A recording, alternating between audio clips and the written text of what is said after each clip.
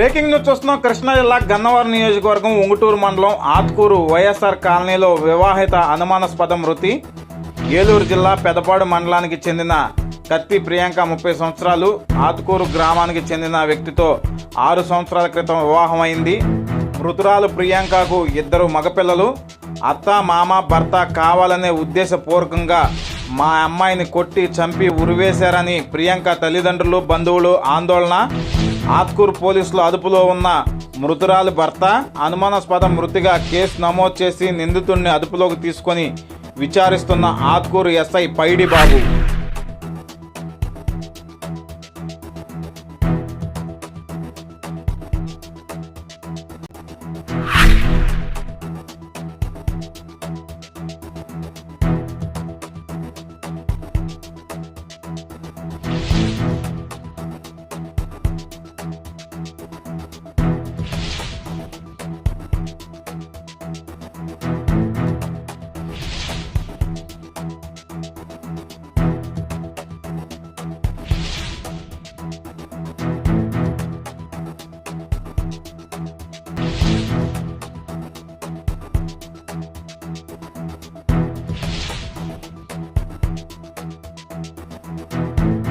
గ్రామంలో జగనన్న కాలనీలో ప్రియాంక అనే అమ్మాయి నిన్న రాత్రి అనుమానాస్పదంగా ఉరి వేసుకుని చనిపోయి ఉందండి.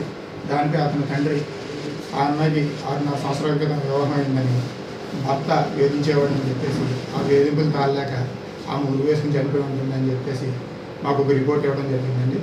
దాని మీద కేసు రిమోట్ చేయడం జరుగుతుంది. దర్యాప్తు చేసి నిజాన్ని తెలుసుకుని దానిపై చట్ట ప్రకారం చర్యలు తీసుకుంటామని చెప్పేసి తెలియపరుస్తాం. సార్, ఇప్పుడు వాళ్ళ బంధువులు వచ్చేసి హత్య చేసిరని హత్య ఆత్మహత్య అన్నది దర్యాప్తులో తెలుస్తుందండి. రిపోర్ట్ అయితే అతను హెరాస్మెంట్ అని చేసేదని చెప్పేసి రిపోర్ట్ ఇచ్చారు. దర్యాప్తులో హత్య లేదంటే ఆమె ఇతని హెరాస్మెంట్కి తట్టుకోలేక ఆత్మహత్య చేసుకున్నాడు అన్నది ఇన్వెస్టిగేషన్లో తెలుస్తుంది. అదిగాక అంటే స్టేషన్లో కూర్చోబెట్టి బలవంతంగా కేసు మాఫీ చేశారు అని వాళ్ళ బంధువులు కేసుని మాఫీ చేయడానికి వాళ్ళు వచ్చి మాట్లాడుకున్నారు. ఏదైతే రిపోర్ట్ ఇచ్చారో దాన్ని బట్టి రిపోర్ట్ ఇచ్చాం. అతని తండ్రి కూడా ఇక్కడే ఉన్నారు. కేసుని మాఫీ చేస్తున్నా లేదన్నది మీరు అతన్ని అడిగి తెలుసుకోవచ్చు. బాడీ మీద ఏమైనా దెబ్బలు ఉన్నాయండి? ఏమి లేవు. గురి చేసుకున్నట్టయితే అనవాలి. జరిగిందండి చెప్పు. రాత్రి 10ంటికి మా పాప చనిపోయిందని చెప్పి ఫోన్ చేశారు సార్. 10 ఆ టైంలో ఎవరు ఫోన్ చేశారంటే మా అల్లుడు ఫోన్ చేస్తే ఆ పల్లుడు ఫోన్ నుంచి వాళ్ళ బామ్మర్ది ఫోన్ చేశారు. ఫోన్ చేసి నీ పాప చనిపోయింది ఉరేసుకున్నాని చెప్పి ఊరేసుకుందని చెప్పాక మేము అర్జెంటుగా బయలుదేరి వచ్చేపాటికి వాళ్ళ అల్లుడు ఉన్నాడు, ఇక్కడ లేదు. కుర్రోడు అల్లుడు ఫోన్ చేసినోడు ఆ ఫోన్ నుంచి ఆ బావకి ఇచ్చి వాళ్ళ బావతో ఫోన్ చేశాడు. ఉరేసుకుందాను చూశాక ఇక్కడ పరిస్థితి చూస్తే ఉరేసుకున్న పరిస్థితి కనపడదు. ఉరేసుకుంటాకి అవకాశమే లేదు అక్కడ. ఎందుకంటే మా పాప చాలా ధైర్యవంతురాలు, ఏదైనా సరే యాక్టివ్గా చేయగలదు. రెండవది ఉరేసుకున్నాక ప్రాసెస్కి విషయానికి చూడాల్సి వస్తే మా పాపకి దానికి ఫ్యాన్కి సంబంధమే లేదండి. రెండోది ఈడు ఒక్కడ వల్ల మాత్రం కాదు, ఈడు ఒక్కడ మాత్రం చేయలే. ఈడు వెనకాల ఎవరన్నా కానీ ఉండారు. ఏ బ్యాచ్ అనేది మాకు తెలియదు. ఇక్కడ వీళ్ళ పేర్లు మాకు తెలియదు, అతని పేరు మటుకు మాకు తెలియదు. కాకపోతే ఇంతకుముందు ఒకసారి 1 గంట ఒకసారి హెరాస్మెంట్ చేస్తుంటే 1 గంట టైంలో కూడా మా అమ్మాయి మాకు ఫోన్ చేసిందండి. మా అమ్మాయి ఫోన్ చేసి నాన్న నన్ను ఇబ్బంది పెడుతున్నాడు తీసుకెళ్ళమంటే మా అమ్మాయిని మేము తీసుకొచ్చుకున్నాం. ఒక పెద్ద మనిషి వస్తే మళ్ళీ తర్వాత సంవత్సరం ఉన్నాక చిన్న గొడవలు ఉంటాయి, ఏదో చేసుకుంటాడు అని చెప్పి ఉద్దేశంతో సరే మీలాంటి వాళ్ళు వచ్చి ఎవరైనా వస్తే సర్దుబాటు చేసి పంపించాం. కానీ ఇలా చేస్తాడని చెప్పి మేము అనుకోలేదండి.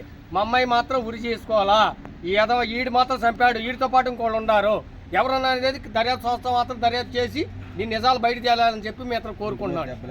మా అమ్మాయి పాప మీద దెబ్బలు ఉన్నాయండి. మా పాప మీద దెబ్బలు ఉన్నాయండి. ఇది మాత్రం హత్యే, ఆత్మహత్య కాదు. మా పాపను హత్య చేశారు. ఎవరెవరి మీద కేసు పెట్టారు మీరు? మేము అల్లుడి మీద పెట్టాం. అంట్లో అల్లుడి మీద ఇంటర్కేషన్ చేయమన్నా. ఇక్కడ వాళ్ళ పక్కన ఉన్నవాడు ఎవడో పేర్లు తెలియదు కానీ దాని మీద ఎట్లా పెడతాం? అది అనుమానాస్పదం కేసు అవుతుంది తప్ప వాళ్ళ పేర్లు మాకు తెలియదు, ఇంటి పేర్లు తెలియదు, మంచి పేరు కూడా తెలియదు. కానీ నిన్న మధ్యాహ్నం కూడా ఆడ మళ్ళీ 4 తాగారండి అక్కడ. కాకపోతే సీసీ కెమెరాలు కూడా ఉన్నాయి, తీస్తే అన్నీ బయటకు వస్తాయి. అక్కడ సీసీ కెమెరా ఉందండి, మొత్తం ఆ లైన్ కనపడుతుంది. వాళ్ళు ఎవరన్నా కానీ ఆడ మళ్ళీ ఉన్నవాళ్ళు కూడా బయటకు వస్తారు.